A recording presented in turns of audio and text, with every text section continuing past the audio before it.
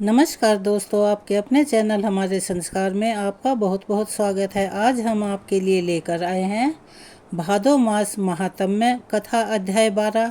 लेकिन उससे पहले अगर आप हमारे चैनल पर नए हैं और अभी तक आपने चैनल को सब्सक्राइब नहीं किया है तो आप सभी से हाथ जोड़कर निवेदन है, प्लीज़ हमारे चैनल को सब्सक्राइब करें, वीडियो को लाइक करें, ज़्यादा से ज़्यादा शेयर करें ताकि यह कथा दूसरे लोगों को भी सुनने को मिल सके और उन्हें भी इसका लाभ प्राप्त हो सके। बेल आइकन को दबाना ना भूलें ताकि हमारी आगे आने वाली हर वीडियो की जानकारी आपको नोटिफिकेशन के जरिए मिल जाया करे। जय श्री कृष्ण, राधे राधे, हर हर महादेव। चलिए अब सुनते हैं आगे की कथा। अपनी प्रिया कबूतरी का यह वचन सुनकर कपोत उस वृक्ष से नीचे उतर आया और पिंजरे में पड़ी हुई कबूतरी के पास गया। वहां पहुंचकर उसने देखा कि मेरी प्रिया तो जीवित है और शिकारी मृतक की तरह से बेसुध हो रहा है। तब उसने उसे बंधन से छुड़ाने का विचार किया, लेकिन कबूतरी ने उसे रोकते हुए कहा कि महाभाग्य, संसार का संबंध हमेशा अमर रहने वाला नहीं है। ऐसा वचन जानकर मुझे बंधन से मुक्त मत करो। इसमें मुझे शिकारी का कोई अपराध जान नहीं पड़ता। तुम अपनी धर्ममय बुद्धि को दृढ़ करो। ब्राह्मणों के गुरु अग्नि है, सभी वर्णों का गुरु ब्राह्मण है, स्त्रियों का गुरु उसका पति है और सब लोगों का गुरु अभ्यागत है। जो लोग अपने घर आए हुए अतिथि को वचनों द्वारा संतुष्ट करते हैं, उनके उन वचनों से वाणी की अधीश्वरी सरस्वती देवी तृप्त होती है। अतिथि को अन्न देने से इंद्र तृप्त होते हैं, उसके पैर धोने से पितृ, उसके भोजन करने से प्रजापति, उसकी सेवा पूजा से लक्ष्मी सहित श्री विष्णु तथा उसके सुख पूर्वक सोने पर संपूर्ण देवता तृप्त हो जाते हैं। इसीलिए अतिथि सबके लिए परम पूजनीय है। अगर सूर्यास्त के बाद थका मांदा अतिथि घर पर आ जाए तो उसे देवता समझें, क्योंकि वह सब यज्ञों का फल रूप है। थके हुए अतिथि के साथ गृहस्थ के घर पर संपूर्ण देवता, पितृ और अग्नि भी पधारते हैं। अगर अतिथि तृप्त हुआ तो उन्हें भी बड़ी प्रसन्नता होती है और अगर वह निराश होकर चला गया तो वे भी निराश होकर ही लौटते हैं। इसीलिए हे प्राणनाथ, आप दुख छोड़कर शांति धारण कीजिए और अपनी बुद्धि को शुभ कार्यों में लगाकर धर्म को कीजिए। दूसरों के द्वारा किए हुए उपकार और अपकार दोनों ही साधु पुरुषों के विचार से श्रेष्ठ हैं। उपकार करने वालों पर तो सभी उपकार करते हैं, अपकार करने वालों के साथ जो अच्छा बर्ताव करे वही पुण्य का भागी बताया गया है। कबूतरी की ऐसी बात सुनकर कबूतर कहने लगा, हे सुमुखी, तुमने हम दोनों के योग्य ही उत्तम बात कही है, किंतु इस विषय में मुझे कुछ और भी कहना है, उसे सुनो। कोई 1000 प्राणियों का भरण पोषण करता है, दूसरा 10 का ही निर्वाह करता है, और कोई ऐसा है जो सुखपूर्वक केवल अपनी जीविका का काम चला लेता है। किंतु हम लोग तो ऐसे जीवों में से हैं जो अपना ही पेट बड़े कष्ट से भर पाते हैं। कुछ लोग खाई खोदकर उसमें अन्न भर कर रखा करते हैं, कुछ लोग कोठे भरकर धान के धनी होते हैं और कितने ही घड़ों में धान भरकर रखते हैं, किंतु हमारे पास तो उतना ही धन इकट्ठा होता है जितना हमारी चोंच में आ जाए। हे सुबह, तुम ही बताओ, ऐसी दशा में इस थके मांदे अतिथि का आदर सत्कार मैं किस प्रकार करूं? कबूतरी बोली, नाथ, अग्नि, जल, मीठी वाणी, तृण और काष्ठ आदि जो भी संभव हो वह अतिथि को देना चाहिए। यह शिकारी सर्दी से इस समय बड़ा कष्ट पा रहा है। अपनी प्यारी पत्नी का कहना सुनकर पक्षी राज कबूतर ने पेड़ पर चढ़कर सब तरफ देखा तो कुछ दूर पर उसे आग दिखाई दी। वहां जाकर वह चोंच में एक जलती हुई लकड़ी उठा लाया और शिकारी के आगे रख उस अग्नि को प्रज्वलित किया। फिर सूखे काठ, पत्ते और तिनके बार बार आग में डालने लगा ताकि उस शिकारी की सर्दी दूर हो सके। आग जल उठी। उसे देखकर सर्दी से दुखी शिकारी ने अपने जड़तः बने हुए अंगों को तपाया। इससे उसको बड़ा आराम मिला। कबूतरी ने देखा कि अब शिकारी को बहुत जोर से भूख लग रही है। तब उसने अपने स्वामी से कहा, महाभाग, मुझे इस आग में डाल दीजिए, मैं अपने शरीर से इस दुखी शिकारी को तृप्त करूंगी। सुव्रत, ऐसा करने से तुम अतिथि सत्कार करने वाले पुण्य आत्माओं के लोक में जाओगे। कबूतर कहने लगा, शुभे, मेरे जीते जी यह तुम्हारा धर्म नहीं है, मुझे ही आज्ञा दो, मैं ही आज अतिथि यज्ञ करूंगा। ऐसा कहकर कबूतर ने सबको शरण देने वाले भक्त वत्सल विश्व रूप चतुर्भुज महाविष्णु का ध्यान करते हुए अग्नि की 3 बार परिक्रमा की। फिर शिकारी से यह कहते हुए अग्नि में प्रवेश किया कि अब तुम मुझे सुखपूर्वक उपयोग में लाओ, अर्थात मुझे खा लो। कबूतर ने अपने जीवन को अग्नि में होम कर दिया। यह देखकर शिकारी कहने लगा, अहो, मेरे इस मनुष्य जीवन का शरीर धिक्कार देने योग्य है, क्योंकि मेरे लिए इस पक्षीराज ने ये साहस भरा काम किया है। कबूतरी ने शिकारी से कहा, महाभाग, मेरे पतिदेव मुझसे दूर चले जा रहे हैं। यह बात सुनकर शिकारी सहम गया और तुरंत ही पिंजरे में पड़ी हुई कबूतरी को उसने छोड़ दिया। तब उसने भी पति और अग्नि की परिक्रमा करके कहा, स्वामी के साथ चिता में प्रवेश करना पत्नियों के लिए बहुत बड़ा धर्म है। वेद में इस मार्ग का विधान है और लोक में भी सबने इसकी प्रशंसा की है। जैसे सांप पकड़ने वाला मनुष्य सांप को बिल से बलपूर्वक निकाल लेता है, उसी प्रकार पति का अनुगमन करने वाली स्त्री पति के साथ ही स्वर्गलोक में जाती है। ऐसा कहकर कबूतरी ने पृथ्वी देवता, गंगा तथा वनस्पतियों को नमस्कार किया और अपने बच्चों को सांत्वना देकर शिकारी से कहा, महाभाग, तुम्हारी ही कृपा से मेरे लिए ऐसा शुभ अवसर प्राप्त हुआ है। अब मैं अपने पति के साथ स्वर्गलोक में जाती हूँ। ऐसा कहकर वह पतिव्रता कबूतरी आग में प्रवेश कर गई। ठीक उसी समय आकाश में जय जयकार की ध्वनि गूंज उठी। तत्काल ही सूर्य के समान तेजस्वी अत्यंत सुंदर विमान उतर कर आया। दोनों दंपति देवता के समान दिव्य शरीर धारण करके उस पर आरूढ़ हुए और आश्चर्य में पड़े हुए उस शिकारी से प्रसन्न होकर बोले, महामते, हम देवलोक में जाते हैं और तुम्हारी आज्ञा चाहते हैं। तुम अतिथि के रूप में हम दोनों के लिए स्वर्ग की सीढ़ी बनकर आए हो, तुम्हें नमस्कार है। उन दोनों को श्रेष्ठ विमान पर बैठे देख व्याघ्र ने अपना धनुष और पिंजरा फेंक दिया और हाथ जोड़कर विनयपूर्वक बोला, महाभाग, मैं अज्ञानी हूँ, मेरा त्याग मत करो। मैं तुम्हारे लिए आदरणीय अतिथि होकर आया था, इसीलिए मुझे भी कुछ दो, मेरा भी उद्धार का कोई उपाय बतलाओ। उन दोनों ने कहा, हे शिकारी, तुम्हारा कल्याण हो, तुम भगवती गोदावरी के तट पर जाओ और उन्हीं को अपना पाप भेंट कर दो। वहाँ 15 दिनों तक डुबकी लगाने से तुम सब पापों से मुक्त हो जाओगे। पाप मुक्त होने पर जब पुनः गौतमी गंगा में स्नान करोगे, तब अश्वमेध यज्ञ का फल पाकर अत्यंत पुण्यवान हो जाओगे।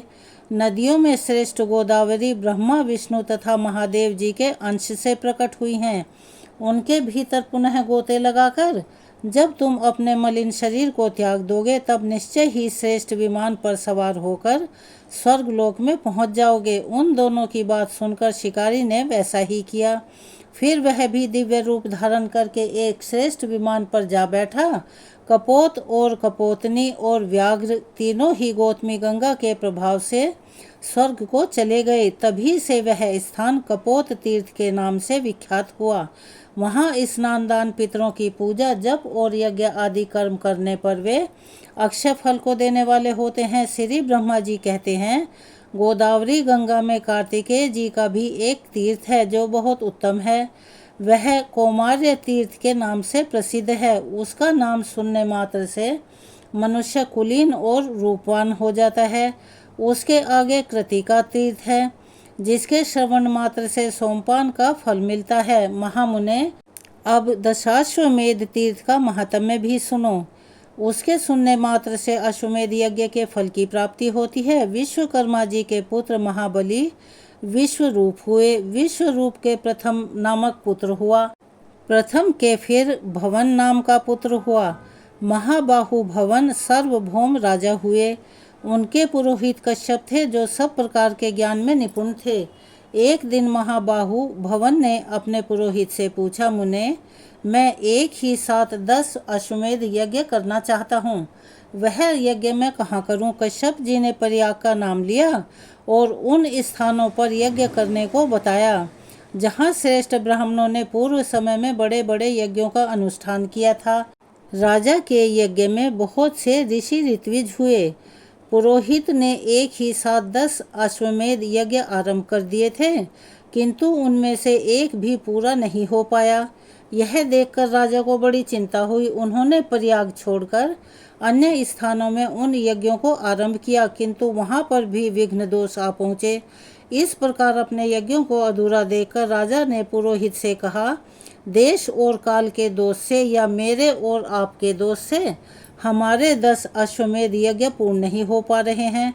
ऐसा कहकर दुखी हुए राजा भवन अपने पुरोहित कश्यप के साथ बृहस्पति जी के ज्येष्ठ भ्राता समर्थ के पास गए और इस प्रकार बोले, भगवान, मुझे कोई ऐसा उत्तम प्रदेश बतलाइए जहाँ एक ही साथ आरंभ किए हुए 10 अश्वमेध यज्ञ पूर्ण हो जाएं। तब मुनि श्रेष्ठ समर्थ जी ने कुछ समय तक ध्यान लगाया और बोले, महाराज, भवन से कहने लगे कि ब्रह्मा जी के पास जाओ, वही उत्तम प्रदेश बताएंगे। महाबुद्धिमान भवन महात्मा कश्यप को साथ लेकर मेरे पास आ पहुँचे और मुझसे भी उत्तम देश आदि के विषय में प्रश्न करने लगे। उस समय मैंने भवन और कश्यप से कहा कि राजन, तुम गोदावरी के तट पर जाओ, वही यज्ञ के लिए पुण्यवान प्रदेश है। वेदों के पारंगत विद्वान महर्षि कश्यप ही श्रेष्ठ गुरु हैं। इनकी कृपा और गौतमी गंगा के प्रसाद से एक ही अश्वमेध से या फिर वहां स्नान करने मात्र से ही तुम्हारे 10 अश्वमेध यज्ञ सिद्ध हो जाएंगे। यह सुनकर राजा भवन कश्यप जी के साथ गौतमी के तट पर आए और वहां अश्वमेध यज्ञ की दीक्षा ग्रहण की। वह महायज्ञ आरंभ होकर जब पूर्ण हो गया तब राजा इस पृथ्वी का दान करने को उद्यत हुए। उसी समय आकाशवाणी हुई, राजन, तुमने पुरोहित कश्यप जी को पर्वत वन और कानन सहित पृथ्वी देने की कामना करके सब कुछ दान कर दिया।